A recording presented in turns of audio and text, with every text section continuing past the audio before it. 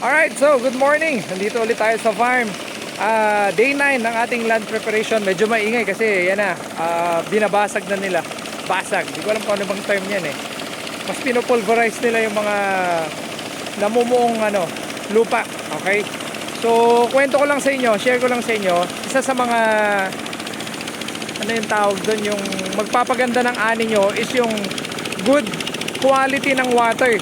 Diba? So pag polluted yung water mo, may epekto rin yun sa sa pananim.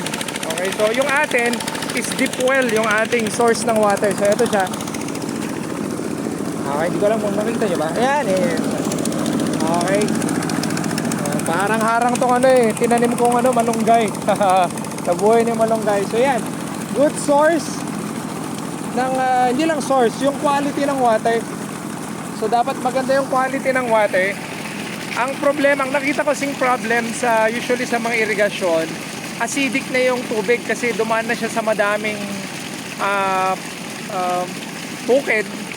Okay lang din sana yun. Ang problem is yung mga ibang kasama natin sa bukid, hindi nila naalagaan. Ang nangyari, di ba, magme-merienda yung mga tao doon, tinatapon nila doon. So talagang hindi ko naman nila lahat, pero talagang problema natin mga farmers, din talaga.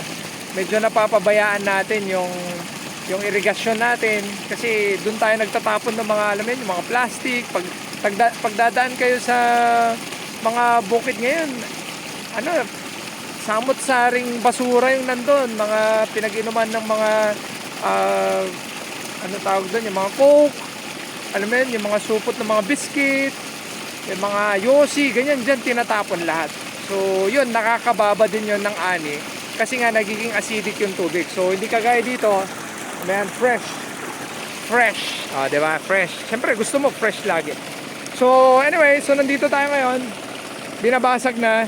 And shout out nga pala sa'yo, Kuya Ariel, diba? So nakita ni Kuya Ariel yung ating vlog. So dumaan siya dito kanina, nag-iwan siya ng i-spray natin. Okay, so pinagbigyan natin siya. Siyempre, ayoko namang, mabait naman tayo. So binigay natin to sa kanya yung ating control na area, which is ito. Supposed to be control yan eh. Pero hindi na ngayon. Kasi after na land preparation yan, after na mabasag ni Kulot, shout out sa'yo Kulot, lalagyan natin ng mga organic matter. Okay, actually madami daw to eh. Billion daw yung organic matter nito. Okay, mga buhay, mga good bacteria. So hindi ko alam kung anong pangalan nito. Akala ko nga trichoderma eh, pero hindi daw, di ba? Parang mga probiotics. Pero hindi daw 'yon kasi hindi ko alam sa kanya. So tingnan natin, after niyan i-spray natin to and obserbahan natin kung gagana siya. Yung first natin na nilagyan natin ng ash. Okay, yung ash na sinasabi ko at saka yung amino acid is medyo makikita mo, medyo naglulumot na. Hindi ko alam kung makikita nyo dito sa part na to, pero ayan, medyo naglulumot na doon sa part na yan. Yan, may lumot na. So tingnan natin. So tingnan nyo kung gaano ka linis yung tubig natin dito. Pakita ko sa inyo sobrang linis, pwedeng inumin. Nakita nyo yan? Kita ba? Kita nyo yan? Sobrang linis, diba? Siyempre ayaw mong polluted din yung iniinom nung pananim mo.